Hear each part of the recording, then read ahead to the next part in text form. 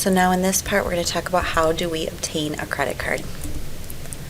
Well, shopping around is the best thing to do. Comparing credit card offers, determine what card fits your needs the best, and then you'll complete a credit application. And that's a form requesting information about your ability to repay, and then either you will be approved or not. If you are approved, it might depend on your credit worthiness, but you'll have to look at the credit terms closely, so that Schumer box closely. Credit card companies send pre-approved credit card applications in the mail.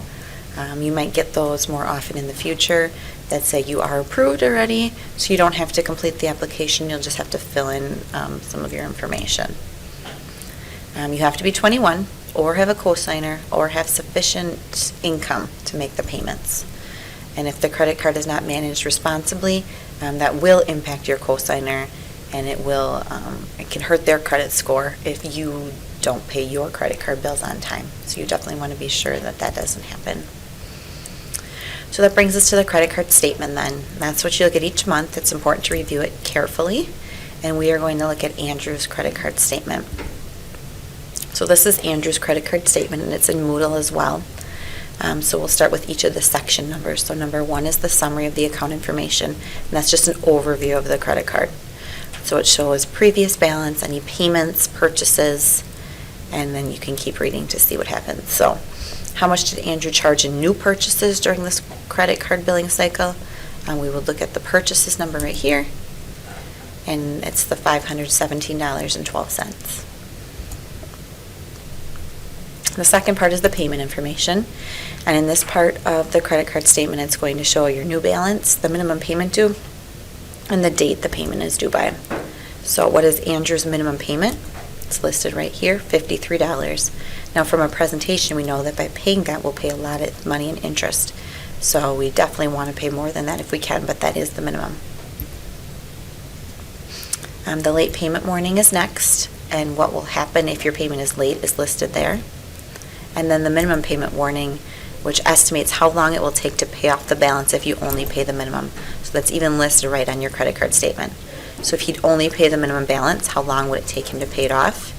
And it's right here, 8 years it would take him to pay off this credit card balance without charging any more on this card. All right, here is the 5th section, notice of changes to your interest rates. It tells you if any rates have changed, especially if a penalty APR has been triggered. And this says you have triggered the penalty APR, so has Andrew, and yes, he has. So now he's going to be charged a much higher interest rate, which will have a big impact since he has a large credit card balance. Important changes to your account is listed next. Any significant changes you have to be notified of. It can only apply to new charges, and the account can be closed before the changes go into effect. So other than the penalty APR, will there be any other changes? And yes, his APR right here is increasing to 16.99%. Then all your transactions are listed, everything since the last statement. So you should look over that for errors. Make sure that you did visit these stores. That is the amount that you paid.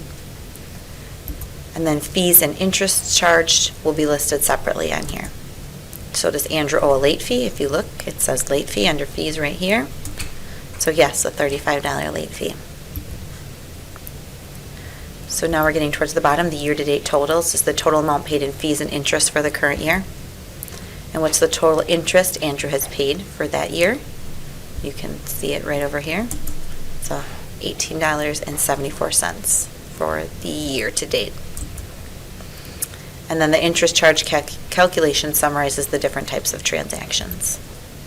So why is it important to understand how to read a credit card statement?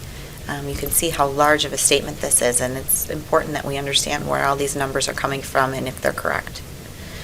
So Andrew has come to you and voiced his concern about having a credit card. He's considering getting rid of his credit card.